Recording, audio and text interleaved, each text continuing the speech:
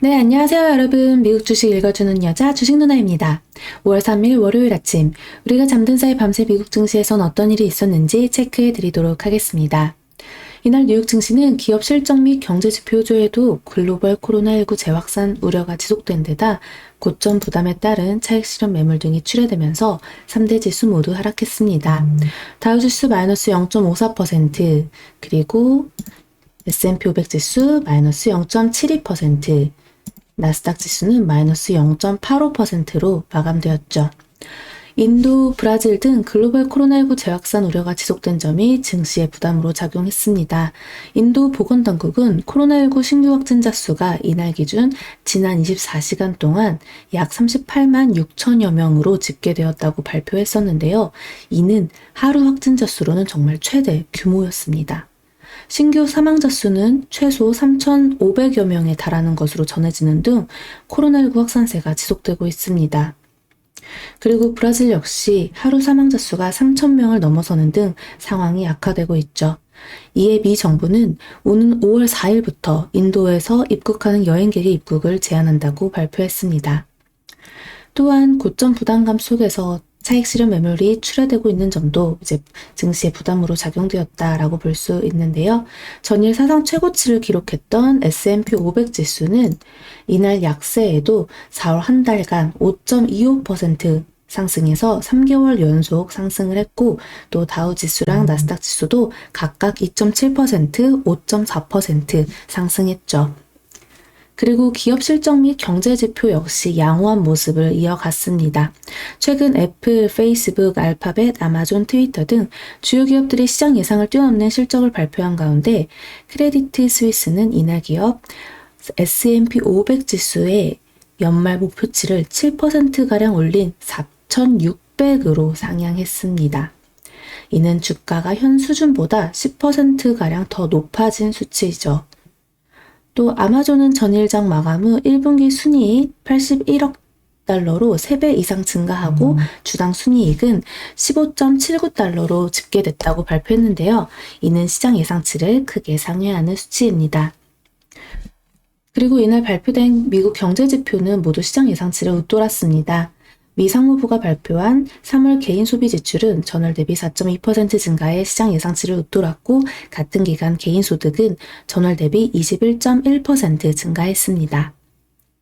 페드가 선호하는 인플레이션 지표인 3월 PCE 가격 지수는 전월 대비 0.5%, 전년 동월 대비 2.3% 상승했고, 변동성이 큰 음식과 에너지를 제외한 근원 PCE 가격 지수는 전월 대비 0.4%, 전년 동월 대비 1.8% 상승했습니다.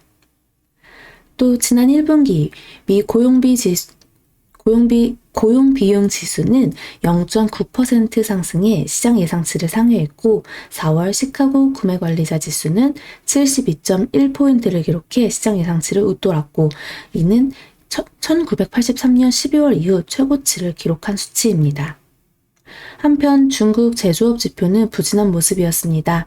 중국의 4월 제조업 구매관리자 지수는 51.1로 전월 51.9에서 하락했고, 시장 예상치도 밑돌았던 수치입니다. 또 이날 국제유가는 인도발 코로나19 우려 지속 등이 하락하는 모습이었는데요. WTI 6월 인도분 가격은 전거래일보다 1.43달러, 마이너스 2.2% 하락한 63.58달러에 거래 마감되었습니다. 그에 따라 여기 쉐브론이랑 볼까요?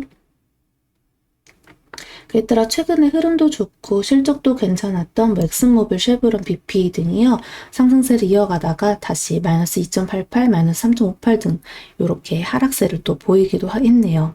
이거에 영향을 받는 종목은 우리나라에서는 S-오일인데 최근 흐름이 나쁘지 않았습니다. 오늘 과연 흐름 어떻게 또 이어갈지 체크하면 좋을 것 같고요. 대부분 업종이 하락한 가운데 보시면 아시겠지만 죄다 팔았죠. 슬프게도 이날 애플 같은 경우는 또다시 마이너스 1.51% 하락을 했는데, 유럽연합이 애플의 앱스토어가 공정 경쟁 규정을 위반했다고 예비 판단했다는 소식에 하락했습니다.